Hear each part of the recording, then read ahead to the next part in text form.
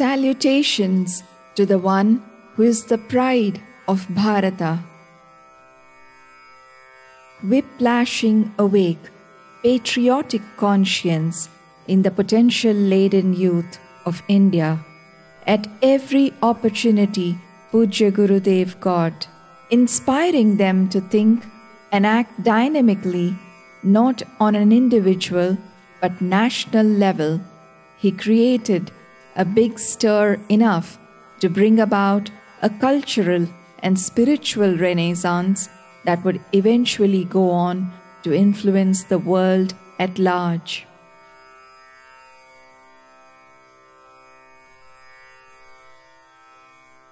Some evils will be there in the history of every country, and it is the progressive youth who has to wipe it clean. This is a sign of progress. Similarly, we will have to now sit down and conceive for ourselves, among ourselves, how to remold this dirty, filthy state of affairs of the country in order to make it a beautiful future. Two responsibilities. You stopped thinking.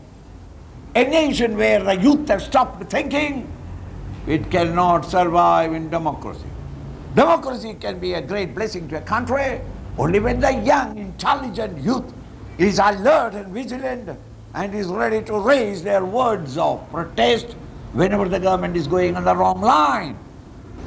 I am not talking to the villagers. They are illiterate, poor things to be led. 19% of the people in the country who have been educated, you belong to those 19%.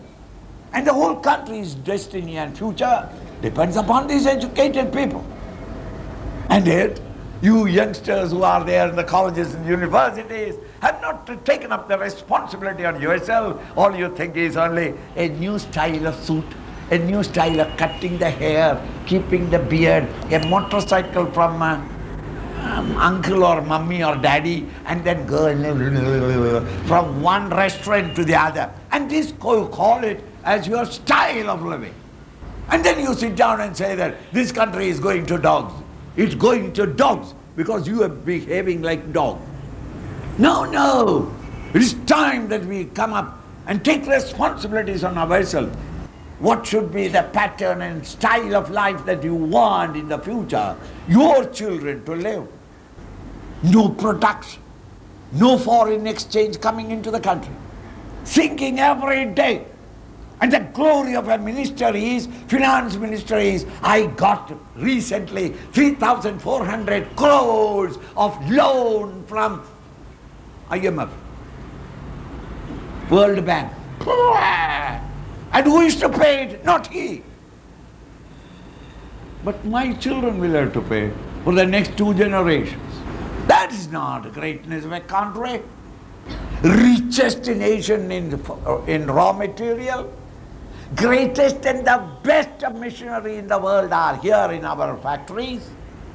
The greatest engineers and technicians, and a very intelligent, alert labor class, and yet nothing comes out. Countries like Japan, where there is not even an iota of raw material available, they go and hunt for a raw material from outside, bring it there, build up things, and they are roaring as commercial giants in the world today. Why not you produce? We also produce, but it cannot be sold outside India. Luckily they survive because we are 800 million.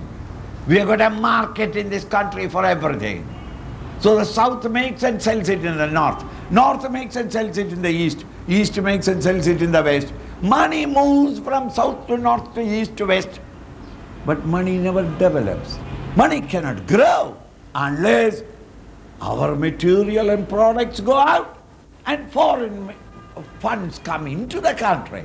Without wealth increasing, how can your standard of living increase? Where is Japan? Where is your Hindustan? Bharat, Mahan hai. Tumhari muh mein, not outside. Sinking from poverty to poverty, character gone, no self-respect. Such a nation can never survive, let alone progress. No, we must bring about a change. Take your responsibilities on your own shoulder. And don't say that others are not doing it. You start doing it, others will follow. When I started Gita talk, everybody was ashamed to come to Gita because they thought that Gita is meant only for the dilapidated, the old, the dying. When the wife has kicked you out and the children have banged you, at that time Gita you take in despair. And when everybody was ashamed of it. Today they run after. Mahatma Gandhi, when he started the non-violence, nobody followed. The old man believed in what he said and he started doing it. Everybody followed. Friends, be pioneers. Don't be ashamed of yourself. First you get convinced that you are on the right track and ready to make any sacrifices in order to reach your goal.